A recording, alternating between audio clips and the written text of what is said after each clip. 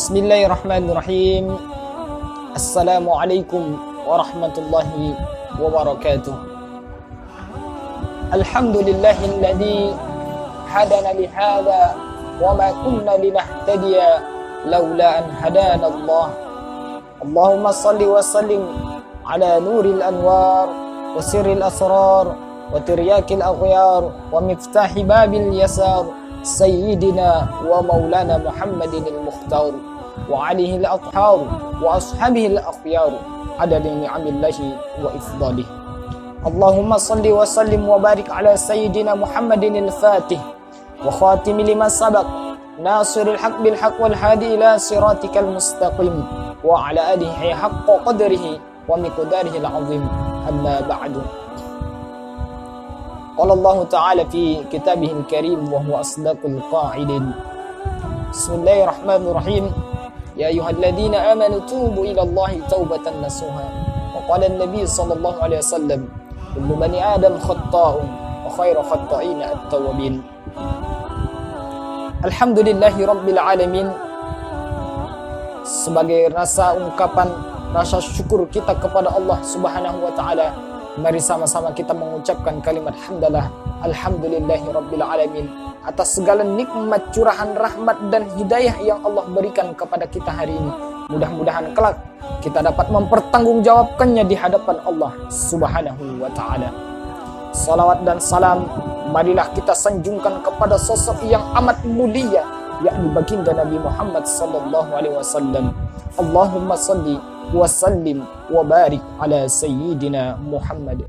Mudah-mudahan kelak kita semua yang senantiasa bersolawat kepada baginda Nabi Muhammad sallallahu alaihi wasallam mendapatkan syafaatnya, di mana tidak ada lagi syafaat kecuali syafaat dari baginda yang mulia Nabi Muhammad sallallahu alaihi wasallam. Masyiral muslimina rahimakumullah. Pernah suatu ketika seorang ahlul hikmah ditanya, apakah orang yang melakukan kesalahan itu, orang yang melakukan maksiat itu, dia menyesali perbuatannya dan dia kembali kepada Allah Subhanahu wa taala, bertemu dengan Allah melalui salat taubah. Dia bertaubat kepada Allah Subhanahu wa taala. Apakah itu sudah menjamin bahwa taubatnya akan diterima oleh Allah Subhanahu wa taala?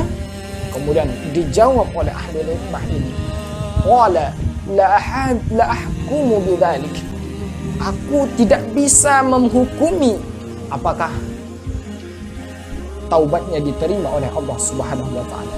Akan tetapi sebagai manusia, sebagai hamba Allah, kita hanya berusaha berikhtiar semaksimal mungkin agar kita dapat mendapatkan ampunan daripada Allah Subhanahu wa taala, dan mudah-mudahan taubat kita diterima oleh Allah Subhanahu wa taala. Namun kata beliau juga, akan tetapi bila seseorang itu bertaubat kepada Allah, tentunya ada tanda-tandanya dikabulkannya taubat hamba tersebut. Persis seperti kata para ulama, yakni ibadah itu ada asarnya, ada bekasnya. Sama di dalam Al-Quran juga dikatakan oleh Allah Subhanahu wa taala, innas salata tanha 'anil fahsya'i wal munkar. Innas salata, sesungguhnya salat itu tanha 'anil fahsya'i, mencegah dari perbuatan yang keji, wal munkar, dan perbuatan yang mungkar. Dan adapun tanda-tanda yang dikatakan oleh ahlul hikmah tersebut, tanda-tanda ketika taubat seorang hamba itu diterima oleh Allah Subhanahu wa taala itu ada 4 para hadirin yang dimuliakan oleh Allah Subhanahu wa taala. Yakni yang pertama, an yanara nafsahu ghairu ma'sumatin minal ma'siyah.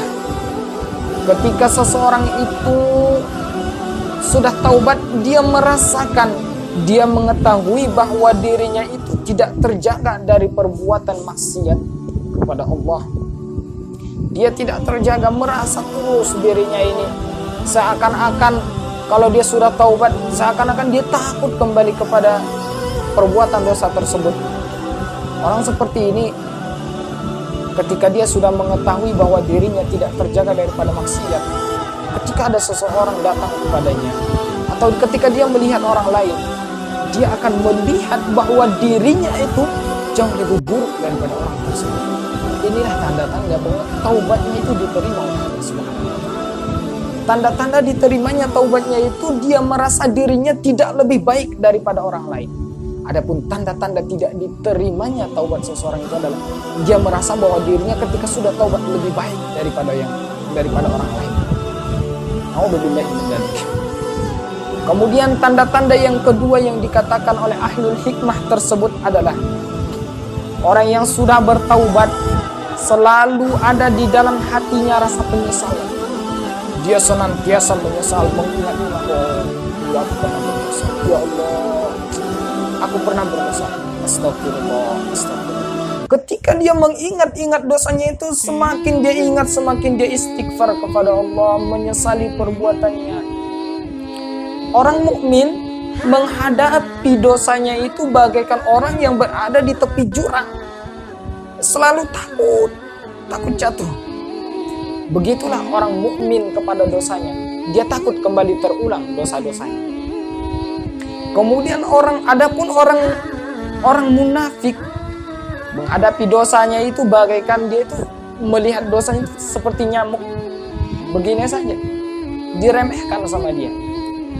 Ini tanda-tanda orang munafik. Pernah suatu ketika seorang sahabat daripada baginda Nabi Muhammad SAW, sahabat ini senantiasa sholat persis di belakang Nabi Muhammad SAW. Kemudian beliau istiqomah sholat di belakang Rasulullah SAW. Namun suatu ketika dia mempergunakan mata yang Allah titipkan itu kepadanya melihat hal-hal yang tidak baik. Dan dia setelah itu menyesali perbuatannya itu. Dia seketika itu menyesali perbuatannya dan merasa dirinya itu buruk. Merasa dirinya itu penuh dengan maksiat. Akhirnya dia tidak lagi berani sholat di belakang Rasulullah SAW. Berhari-hari dia tidak berani sholat di belakang Rasulullah SAW. Rasulullah kemudian heran. Ini sahabatku yang biasa sholat di belakangku, hari ini kemana? Oh, tidak ada di sini. Ya, dicari oleh baginda Nabi Muhammad SAW. Dicari kemudian ditanyakan, wahai sahabatku, biasanya engkau sholat persis di belakangku. Kenapa sekarang kau tidak mau lagi sholat di belakangku? Ada apa dengan wahai sahabatku? Dijawab oleh sahabat ini, ya Rasulullah, sesungguhnya aku telah mempergunakan mataku ini untuk maksiat kepada Allah. Aku merasa bahwa diriku ini tidak pantas untuk berada di belakangmu, di saf paling awal, di depan. Di belakangmu ya Rasul, aku tidak merasa pantas di situ ya Rasulullah. Lalu Rasulullah SAW memohonkan ampun kepada Allah untuk sahabatnya. Setelah dimohonkan ampun, lalu sahabat ini mau kembali untuk ikut sholat berjamaah persis di belakang Rasulullah. Namun sahabat ini meskipun sudah Rasulullah SAW yang mendoakannya supaya ampuni, dia tidak merasa bahwa dia itu sudah diampuni oleh Allah Subhanahu wa Ta'ala. Bukan berarti dia zuudzon kepada Allah, tapi dia saking menyesali perbuatannya. Hingga pada suatu ketika dia sakit. Sahabat ini sakit, kemudian dia itu konon dalam riwayat dikatakan bahwa dia itu sakit karena memikirkan dosanya. Rasulullah SAW dalam keadaan sakaratul maut ini, sahabat Rasulullah datang memberi kabar gembira. Rasulullah meletakkan kepala sahabat ini di pangkuan Rasulullah SAW. Lalu sahabat ini kembali tidak mau diletakkan kepalanya di paha Rasulullah. Dia kembali mengangkat kepalanya. Diangkat lagi oleh Rasulullah, diangkat kembali sama sahabat ini. Sampai 3 kali kemudian ditanya oleh Rasulullah, wahai sahabatku, mengapa engkau tidak mau aku letakkan kepalamu di pangkuanku? Lalu dijawab oleh sahabat ini, ya Rasulullah, wahai Rasulullah, sesungguhnya aku ini memiliki mata, di kelopak mata ini aku memiliki mata yang aku pergunakan bermaksiat kepada Allah. Tidak pantas rasanya wahai Rasulullah, kepalaku ini berada di atas pahamu yang suci. Pahamu yang suci ya Rasulullah, tidak pantas kepalaku ini ada di atas pahamu wahai Rasulullah. Beginilah para sahabat. Masyarul muslimin rahimakumullah, yang as'adakumullah. Lihatlah betapa penyesalan sahabat ini terlalu dalam hingga bahkan dalam sakaratul maut pun dia masih menyesali perbuatannya. Sampailah dia kepada ajal, kemudian ajal sudah datang dan kemudian dicabut oleh malaikat. Akhirnya diantar jenazahnya ini ke pemakaman. Rasulullah berserta para sahabat, dulu Rasulullah ikut mengantarkan jasad daripada sahabat ini ke pemakaman. Rasulullah jalannya jinjit. Rasulullah tidak langsung jalan seperti ini, tapi Rasulullah SAW jalan seperti ini. Jalan di atas jari-jarinya, jinjit. Lalu sahabat melihat, kemudian bertanya, "Ya Rasulullah, mengapa engkau berjalan jinjit seperti itu ya Rasulullah? Apa yang terjadi?" "Wahai sahabatku, engkau tidak tahu apa yang aku rasakan saat ini, dan engkau tidak tahu apa yang aku lihat, wahai sahabat." "Ya Rasulullah, apa yang engkau lihat dan apa yang kau rasakan Rasulullah?" "Wahai sahabatku, saat ini Allah mengirimkan banyak sekali malaikat yang datang untuk mengantarkan jenazah daripada sahabat itu." Subhanallah. Begitulah penyesalan, begitulah tanda-tanda orang yang diterima taubatnya, yaitu dengan dia menyesali perbuatannya. Kemudian yang ketiga, wahai para hadirin yang dimuliakan oleh Allah Subhanahu wa taala, kalau tanda-tanda daripada taubat diterima itu ketika seseorang itu sudah melakukan taubat, dia akan mencari teman-teman yang baik. Dia akan mencari teman yang baik, bukan berarti dia meninggalkan teman yang lama itu karena dia sombong, bukan, tapi karena dia pengen memperbaiki diri hingga ia mencari teman-teman yang baik. Sama dengan seseorang itu tidak akan senang kecuali dengan orang yang sejalan dengannya. Persis seperti burung gagak dengan burung gereja, tidak akan bisa. Mereka nggak bakalan mau jalan bareng, terbang bareng, bertengger bareng, nggak bakalan mau. Tapi yang ada gagak dengan gagak, burung gereja dengan burung gereja. Seperti itulah manusia, wahai para hadirin yang dimuliakan oleh Allah Subhanahu wa taala. Kemudian yang keempat, tanda-tanda orang yang diterima taubatnya itu adalah dia merasa setiap nikmat yang diberikan Allah itu besar. Dia merasa bahwa meskipun dalam pandangan mata manusia dia itu rezekinya sedikit, nikmat yang diberikan itu sedikit, tapi dia merasa bahwa itu nikmat yang banyak. Yang intinya, poin yang keempat ini, rasa bersyukurnya bertambah kepada Allah Subhanahu wa taala. Inilah tanda-tanda daripada orang yang diterima taubatnya. Masyiral muslimin as'adakumullah.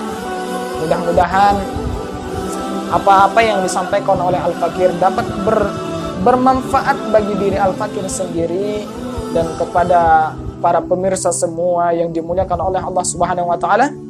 Mudah-mudahan kita semua senantiasa dalam lindungan Allah Subhanahu wa taala. Dimanapun kita berada, guru-guru kita, orang tua kita, orang-orang yang kita cintai, dan semua sanak saudara kita, mudah-mudahan senantiasa dalam lindungan Allah Subhanahu wa taala. Dan mudah-mudahan dari ada apa-apa yang disampaikan oleh Al-Fakir ini, mudah-mudahan bermanfaat. Amin ya rabbal alamin. Lebih dan kurangnya Al-Fakir mohon maaf. Wabillahi taufiq wal hidayah. Assalamualaikum warahmatullahi wabarakatuh.